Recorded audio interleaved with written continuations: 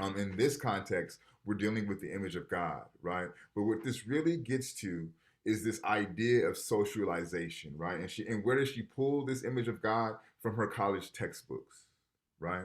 So, and what God is telling her, even the way that we envision God is shaped by your socialization process, right? By your schools, by your religion, by your parents, by your upbringing, etc., etc., etc., right? But when you're ready to see a different version, then you can produce that different version, right? And we know that that plays out later in the story. And then, so God gives Martha her task, but He says once you've completed your task, you must return back to earth. But you must return and occupy a lowly space, right? So you must be among the poor, among the marginalized, among the oppressed, among the downtrodden. And I found Martha's response to that interesting as well, right? She kind of laughs at God and she says, you know my upbringing. I was born black. I was born poor. I was born to a 14-year-old mother, right? We experienced homelessness, excuse me. So I come from the bottom of the bottom, right? Then she asks, excuse me, is that the reason why you chose me to do this work? Because I know that there were several others that you could have chose, but you chose me. And she thought, well, maybe that's why, right? Um, Also, I found the human characteristics of God to be interesting, right? The God getting bored, right? And that's why God no longer kind of reads people's mind. God is looking for some newness, and that's why He chooses Martha to do the project that He has her do, right? So there's a human characteristic to the way that God operates. Um, what else?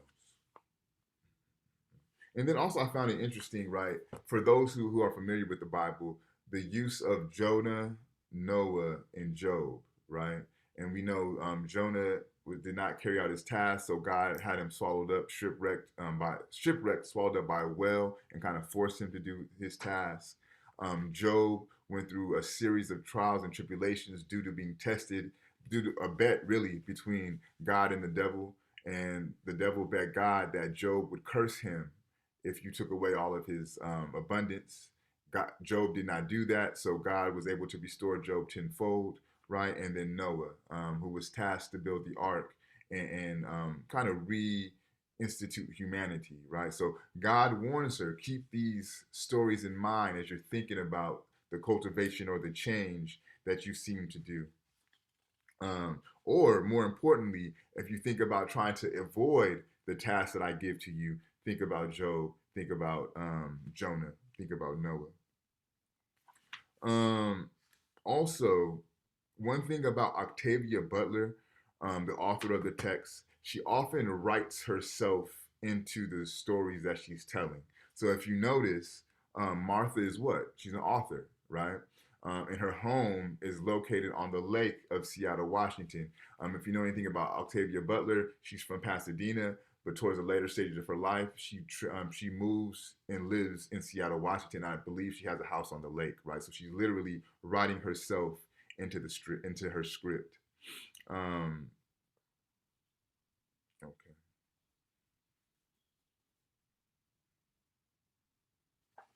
And then so we are presented with the change that Martha makes, right? And she says, I want people to have these very vivid, very lifelike, very satisfying dreams, right? And her premise is if people are satisfied in their dreams, if we can create a personal utopia, the need to conquer, the need to pillage, the need to colonialize, it will be no longer necessary, right? Because you're getting those desires within the dream state. But then there's a dialogue that kind of plays out where God is kind of telling her to be wary of certain things. Like, what about parents who are so involved in their dream that they neglect their children and things of that nature, right? So they kind of have to tease out and massage out the changes that Martha seeks to do. Um, and then I'm on page 208. Now, in the book, it may be different from your PDF towards the middle of the book. We get one of the changes of God, right? Um, Okay, here it goes. God, she looked upward for several seconds, then looked at God and saw, somehow, without surprise, that he was black. Now, and clean shaven. He was a tall, stocky black man, wearing ordinary modern clothing, a dark sweater over a white shirt and dark pants. He didn't tower over her, but he was taller than the human sized version of the white God he had been. He didn't look anything like the white Moses God, and yet he was the same person. She never doubted that. You're seeing something different, God said. What is it? Even his voice was changed, deepened. She told him that she was seeing what she was seeing, and he nodded. At some point, you'll probably decide to see me as a woman, he said. I didn't decide to do this, she said. None of this is real anyway. I've told you, he said. Everything is real. It's just not as you see it. So to me, as Martha's kind of going through this process and developing these experiences, she's starting to kind of shape God to become more closer to her own image, right? So we go from this bearded white man that is resembling something she's seen into a textbook to a black man with a deep voice, right? And even God says, before long you're gonna see me as a black woman, right? And again, everything is real. It's just not as you see it. And to me, that's a very fecund statement. Um, let's see. So I think on the next page, right? We're in Martha's living room. She went and made some sandwiches, and it's gonna bring some sparkling cider back to God. And then she says that she went to get it, and when she got back to the living room, she saw that God had been, in fact, a woman. Martha stopped, startled, then sighed. I see you as a female now. Actually, I think you look a little like me. We look like sisters. She smiled wearily and handed over the glass of cider. God said, you really are doing this yourself. But as long as it isn't upsetting you, I suppose it doesn't matter. It doesn't matter. It doesn't bother me if I'm doing it. Why did it take so long for me to see you as a black woman? Since that's no more true than seeing you as a white or black man. As I've told you, you see what your life has prepared you to see. And again, so this evolution is really getting Martha to see the image of God reflected in herself, right? Um, and then also, I think there's a shift that we see in Martha herself, right? She goes from being very uncomfortable in this space to kind of getting a little bit more comfortable with making these changes. And really, you find that situated in her reasoning for wanting to go back home, right? She says, the longer that I am here, the more comfortable that I am with your ways, and that frightens me, right? So to me, this is a meditation on absolute power, right? This is this adage that says absolute power corrupts absolutely. And I think this is what Martha's kind of touching on. It's like, as I get comfortable in making these changes to society and these changes to humanity, I'm getting comfortable with some of the sacrifices that may have to be made, right? But that frightens me because I still want to be in tuned or guided by a morality or a sense of consciousness that making these type of changes that could impact humanity, it affects me, right? So that's why she opts to forget the experience, right? And she finds herself back in her living room staring at her bookshelf, uttering she wants to forget but not remembering what she seeks to forget, right? So those are my notes on the text. Before I jump into my fishbowl, I'm going to read off the names who went twice already. If you don't hear your name and you believe you went twice, let me know. But if you don't hear your name, it would be a good idea for you to fishbowl because this is the last fishbowl of our semester. Because next week we'll be dealing exclusively with the group projects, and then that'll be the end of the semester. So for those who went twice, if you hear your name, you know you're good. Crystal, Serena, Daniel, Francisco, Fatima, Cecilia, Jasmine, Yuki, Ashley, Yaretsi, Kevin, Ainsley, Kenneth, Cecilia, Armeni, Brandon. Those are the ones who went already. I'm going to read your name. The names I'm going to read now are for people who only went once, okay? Ashley, Wilmer, Joanne, Kim, Alexander, and Juan.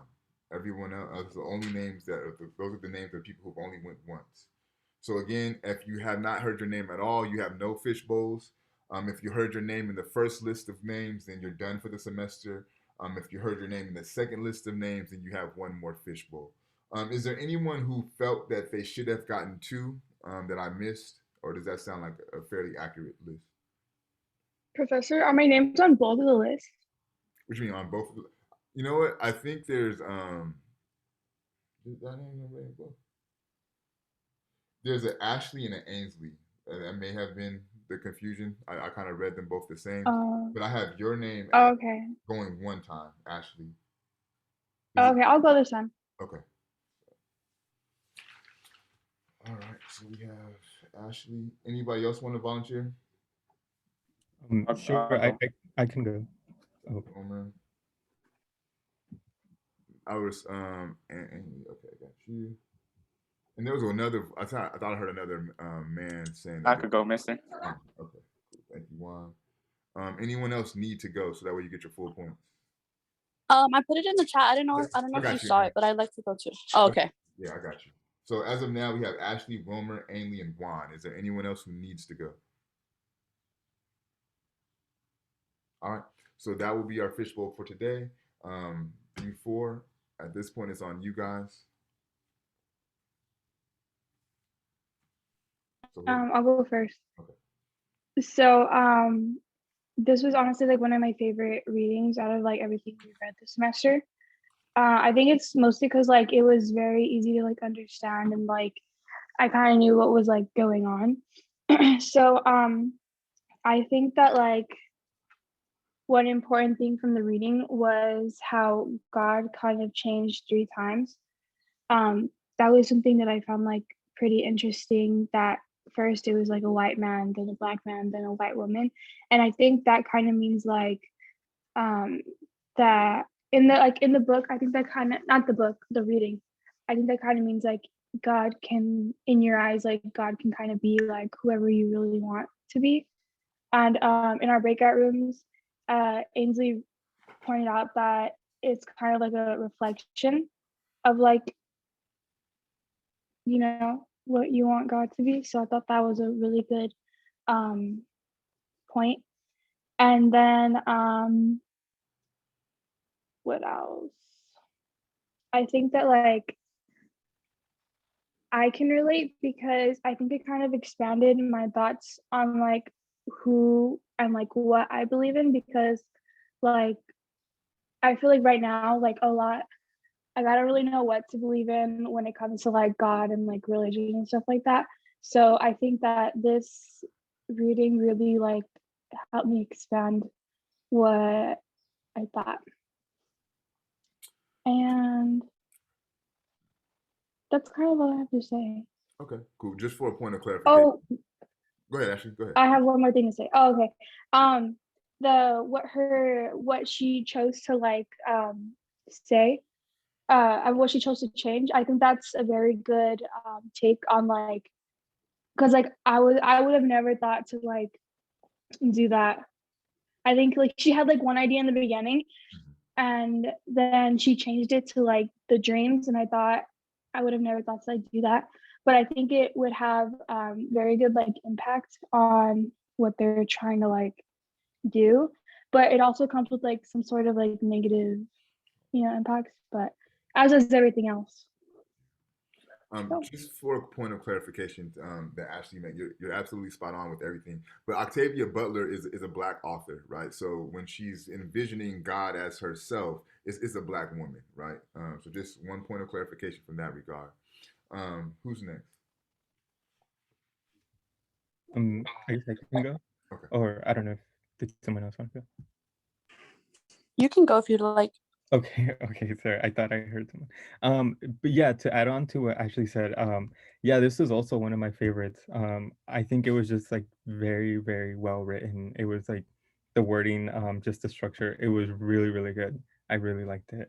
And something that I kind of find it like that just kind of like I guess I didn't really have to like go through the entire paper to kind of realize it. I mean, I did go through the entire thing, but from the first scenario, like her brilliance really stood out where it's kind of like she creates a scenario Yeah, from someone that is kind of considered not all-knowing, and someone and also gives a point of view of someone that is all-knowing, to kind of like, yes, you make this decision, but she also gives like every example that can like happen if you make this decision. yeah, And I think like as a writer it's just kind of like, damn, that's, I don't know. I feel like that'd be really, really hard for me because you're kind of creating these scenarios that are so impactful, but you're also giving like what could the consequences be, let alone like already coming up with a good answer is already difficult, but answering those like that stuff, like I thought that was really good.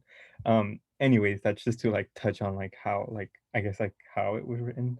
But something that I think it was only mentioned twice, and it, which I think was like one of the biggest points of the reading was, you see what your life has prepared you to see. Um, and yeah, I feel like that can really be interpreted in many ways. I kind of like saw it in also kind of like, how do I say, like these people like, or like it's kind of like white people how they see black people, like that's just kind of like mhm, how they have been taught to see. So can you really blame them for that? And and it's kind of like you in some sense like, yeah, like it's not fair, but we should kind of like in a sense like kind of feel bad for them because that's all they've kind of like seen. I don't know if maybe I was interpreting that right or not. um but then I also kind of thought, that along those lines, sorry, let me see what yeah, I guess also to add on like what to Ashley had said, it's kind of like you see what you're like, you can kind of like choose like what is your idea of good and bad. And I think it kind of also points out like how these like Europeans and white people kind of like they self designated this um like idea of like we are good, you are bad, but then it's kind of like what kind of gives you the right to do that? I don't know. um anyways, yeah, that's kind of what I got from it. Wilmer, not to cut off the next two, but you just bring up Mhm. so many good points I don't want to forget. One thing that you said, you really started off talking about the writing, right, and how well it was written, and I completely agree with you. And all of Octavia Butler's texts are phenomenally written. Just from a literary standpoint, you could just research the text alone just from the writing. But she plays with this notion because there's a exchange between her and God where she's saying how difficult the task is, and God's response is, "But you're a writer. This is what you do. You create these stories and you create these narratives, right? So if you could do that, you could do this." And her response is, "But the implications are different, right? Because these changes can cause harm to people."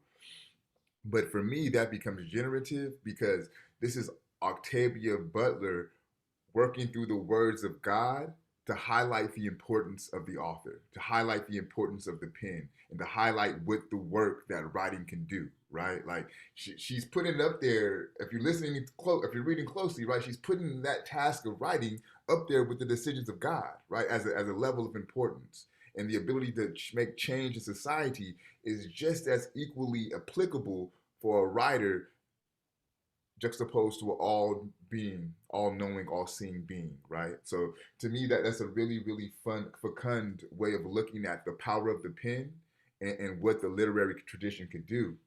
And then also, you had this really brilliant Baldwinian moment, Wilmer, where you says, we can't really blame white folks because they kind of been socialized to see race through this certain prism, right? And you're right. And that's always the way that I analyze your Candace Owens of the worlds, your Herman McCain's of the worlds, right? These people who occupy black bodies but have white thinking, if that makes sense, right? Who occupy black bodies but buy into this notion of white inferiority in the way that they view black people, right? How could you expect them not to be anti-black in an anti-black society, right? So that's why you have black folks who take a negative look towards black folks because you only see what you've been taught to see, right? And just as Wilmer's applying that to white folks who actualize and participate in these racial differences. The same applies to black folks who take those same regards, or same applies to the indigenous people who feel that because they made it to America, they're better than the ones still back in Mexico or what have you, right? It's the same phenomenon at place.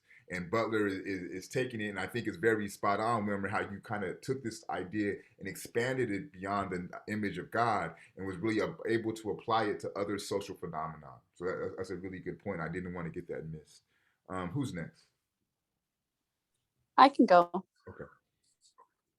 So pretty much, I mean, talking about the way that it's written, I feel like the reason why we all liked it and we were all able to, I guess, we all enjoyed it and understand it was because it does connect with stuff going on like now, like all the other readings. But I feel like the way that it's written, it's very self-explanatory. And I noticed that throughout the story, she like foreshadowed that God can change, because she's like, oh, this might change, or um this is how I seem now. But she would always talk about change of the appearance. And I feel like that's a big argument too, is that I guess God was seen as like the white man, and then as the way that Martha, I guess the way she thought matured, because in the beginning of the story, like she was like, okay, like what am I supposed to do? Like, I don't know. And she didn't know. She was talking about the population problem and how that was what she wanted to fix. And then he, like, God at that time, was when he was a him, was like, oh, like, are you sure? And like talked about it. And I feel like in a way God chose Martha because Martha didn't know much about it. Like she was very like blind to the problem and didn't know that it was like something that was able to change. Like she was just like, oh, like God is seen as a white man and that's how it is. That's how life is. And I think that's where like like Black people are seen as minorities. And I think because we don't do anything about it and we don't say anything about it, it's still seen like that, where white people are seen that they're superior than Black people. And like, like there's many stereotypes of like different people. And I feel like that's what this whole story was about, is how if you change the way that you think, you see things differently. And I think that's the overall argument, is if you think a certain way, you'll see things differently.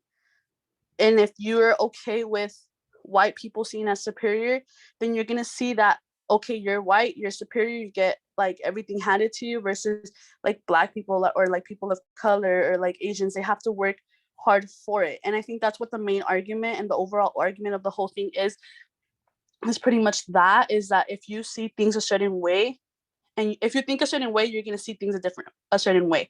And I feel like this whole story, it's pretty much talks about, I guess, the process of Martha maturing and seeing things differently without someone telling you. And I think the whole God and Martha situation is like, Martha doesn't know anything about it, but she was able to see things differently. She was able to like realize the problem and want to fix it. And I feel like if someone that was blind to the problem can now see the problem and wants to change it and wants to, I guess, spread awareness and spread the message, versus instead of like someone that's like God, who was seen as a white male and then a Black male and then a Black woman. And then also something that I thought was really like stood out to me was when Martha gave God a hug when she was a Black woman, and it automatically gave her comfort. Mm-hmm. So I think that's what it is. Another thing too is if you see certain things and that person gives you comfort, like, okay, like you're seeing it in a different way, because at first she was confused, she was scared, and then now it's like, okay, your comfort, because I guess of the whole journey of seeing the problem and seeing what's wrong. And there's many aspects to certain things, and it's I guess it sucks, because it's like, okay, she thought she was going to harm them, but in all reality there's more good to it than harm. And that's how you have to view certain things. So I mean, the story was pretty good. Like I enjoyed it a lot. I actually talked about it with my friends, and they even got interested, and they're like, I want to read it.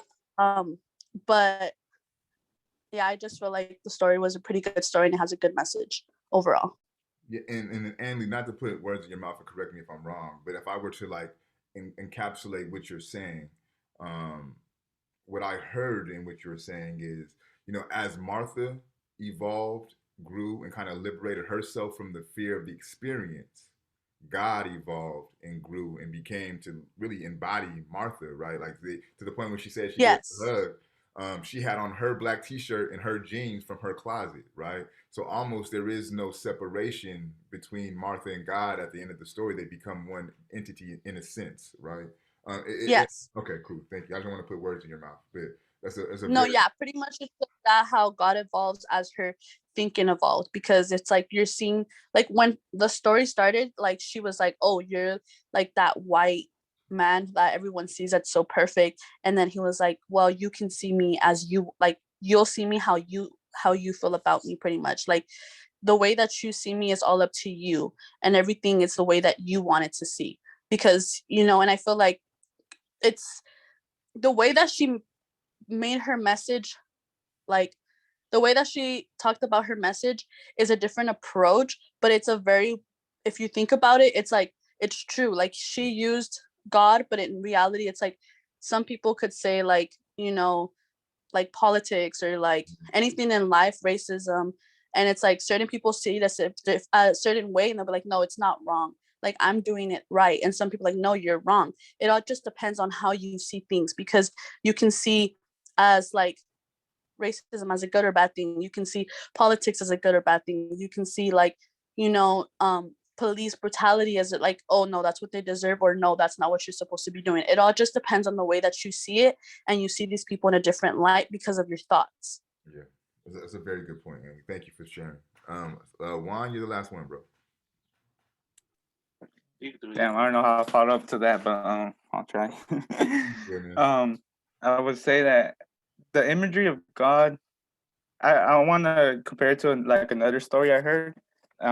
And I liked how you brought up, like, how Mexicans see God in a strata different, because there's a story where the Virgin Mary appeared to one of the natives in Mexico as a brown woman, and she approached him and tried to approach this. I forgot his name was it San Juan or something like that. There's a big church in Mexico where it's him and he has her on his clothing, mm, and they even the Pope or the priest that was there controlling that land was like, oh, he was amazed, or like, oh, she appeared to you and not to us.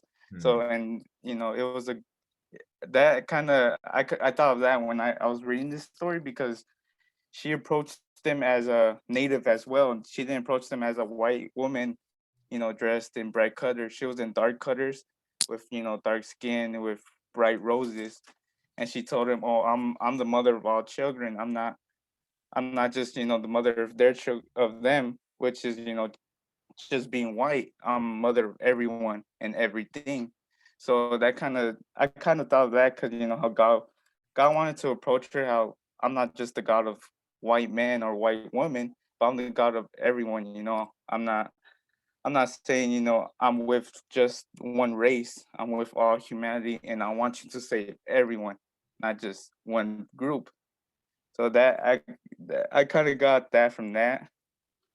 And then the story, I like the story a lot too, especially how she brought the the stories in the Bible about Jobs and Noah and stuff. Especially the other one where she tells about the job story, Jobs, where you know it was a it was a it was a fight between God and the devil. Like, oh, he's my servant. He's always gonna be faithful to me no matter what happens to him. And God does all these horrible things to him. After he still proves to him, like, you know they're my followers, and etc. That one stuck out to me. The first time I ever heard that story was in South Park, because one person, when one kid got $1 million, and he was an asshole, and then his parents like, don't worry, God is just testing us. God is just testing us. And that stood out to me a lot too. But I would say you had to read this for our final project to say that no matter what we do, or what for our project, no matter what we say, there's always going to be consequences to what we choose in our projects. And you know nothing goes well unsaid, or nothing goes well being done, but sometimes it has to be done. Thank you, Juan. That's a great transition into the kind of next part of class.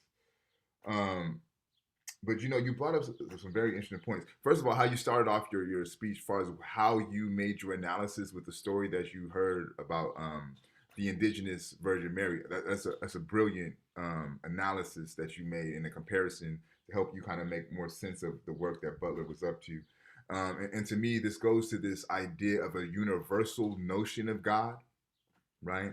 And historically, right, before modernity, and when I say modernity, that's just when Europe, when the Western world came to power, right?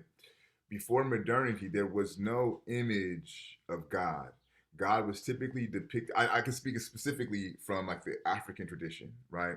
You may have deities, you may have gods, right?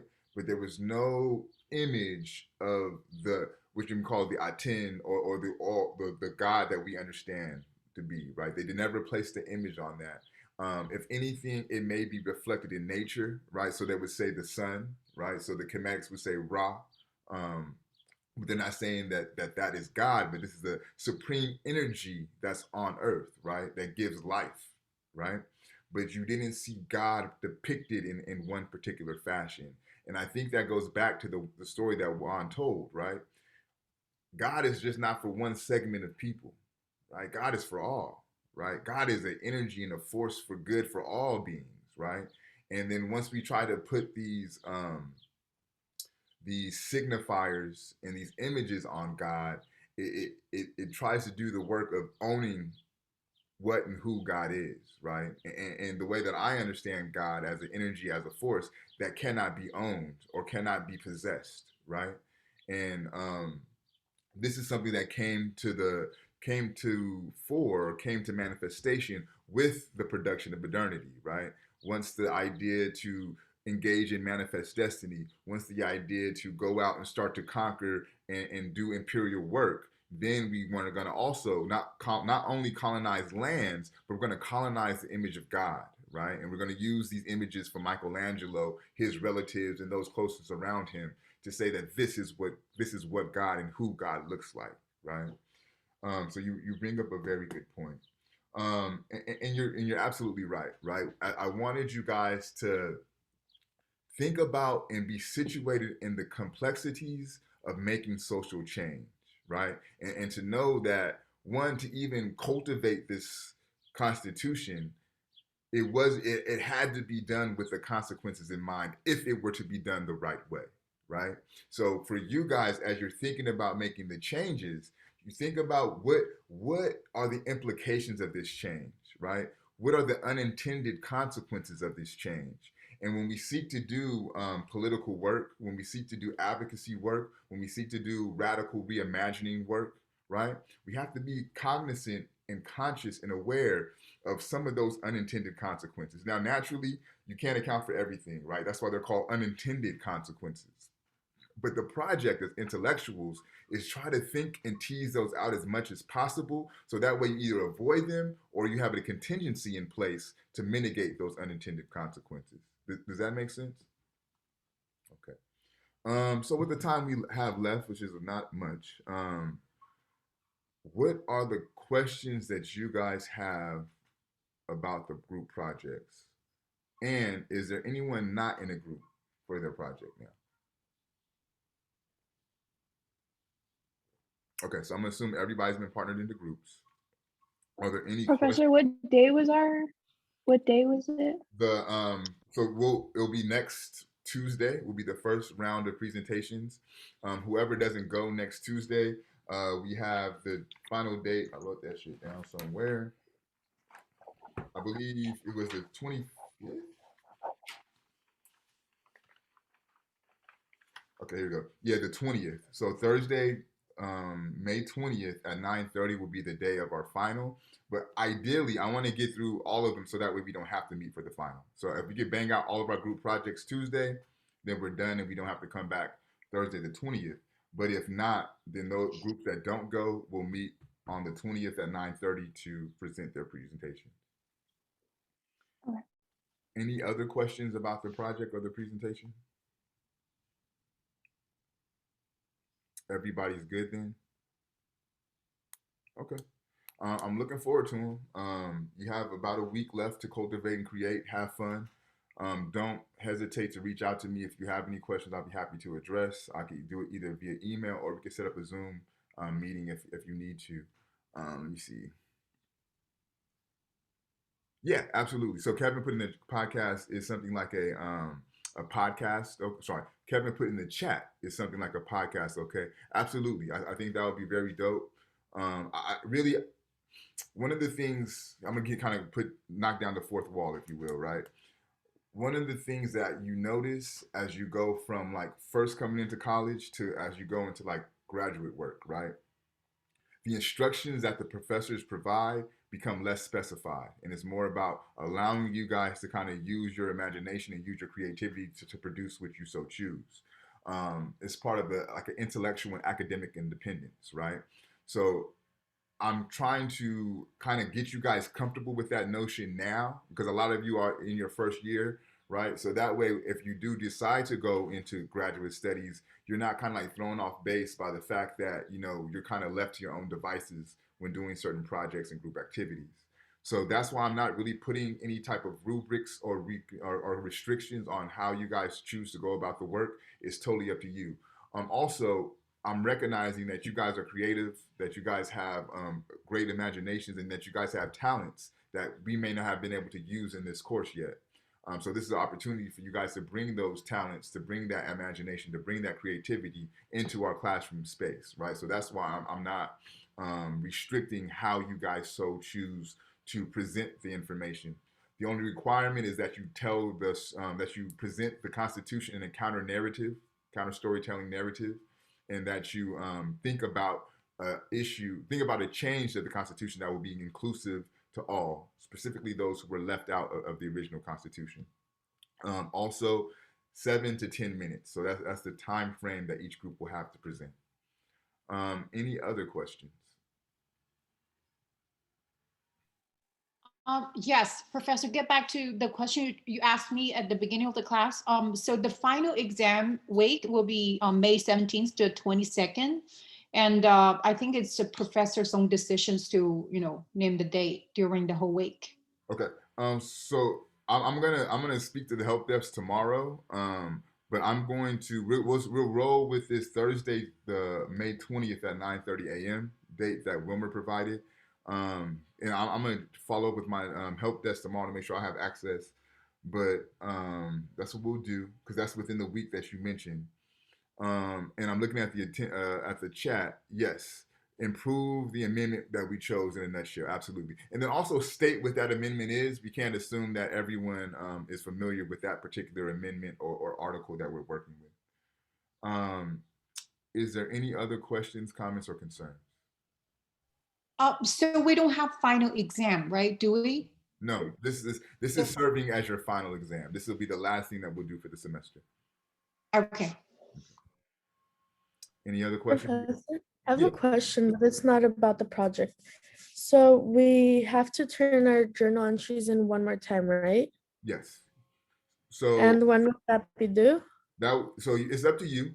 You could submit those next week when you present your final project, or you could submit them on the final day, which is the Thursday, May 20th. So whichever one you so choose is okay. What I'm going to do at the end of this week is I'll post a assignment for the journals, and the due date will be Thursday, May 20th. But you can submit as soon as that thing gets posted.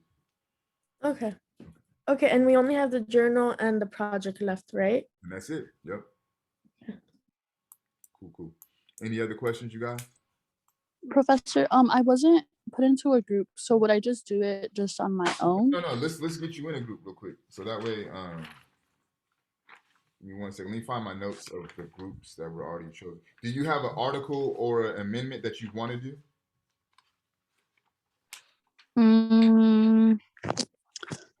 I mean, I don't really mind whichever. Okay. Yeah, let's definitely put you in a group though, so that way you're not doing it by yourself, because that could be a lot. And whatever group that you get put into, just know that I understand, the timing that you got put into the group. But definitely try to do your part to carry your weight in that group, right? So if they have stuff to do, try to like pick up as much as you can because you have to assume that they've already been working on the project. Okay. Okay, here we go.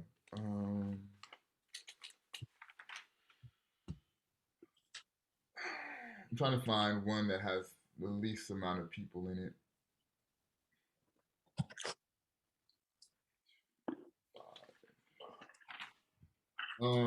Who on the call is in the group with Amendment 5? Is anybody on from that group? No. Yeah. Okay, Francisco. I'm gonna lump you in. I'm sorry. I'm gonna place Anley in with your group. Okay, Francisco. Could you guys Yeah. do me a favor, exchange contact information, so that way you could kind of plug her to the rest of your group. Sure. Just send me your email and I could add you to the Google slide right now. Okay, thank you. Yeah. We got you placed in the group Amendment 5. Professor, there's no is there a reading for this week? No, just focus on your project. I'll be kind of an asshole to make y'all read some shit and then do your project right. So just focus on that.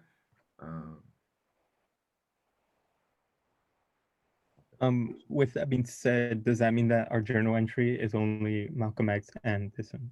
Yeah, that's all. That's the only thing that we've covered this semester. Okay. Sorry, this portion of the semester. So it should only be 2 more readings added to your journal.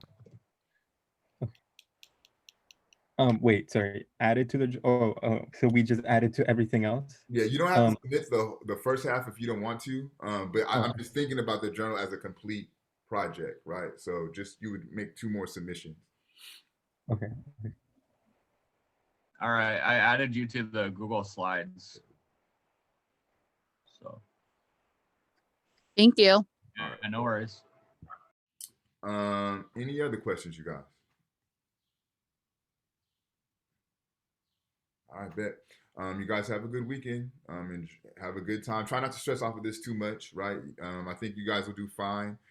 You're prepared to present phenomenal projects. Just try to be creative and not to stress over the process.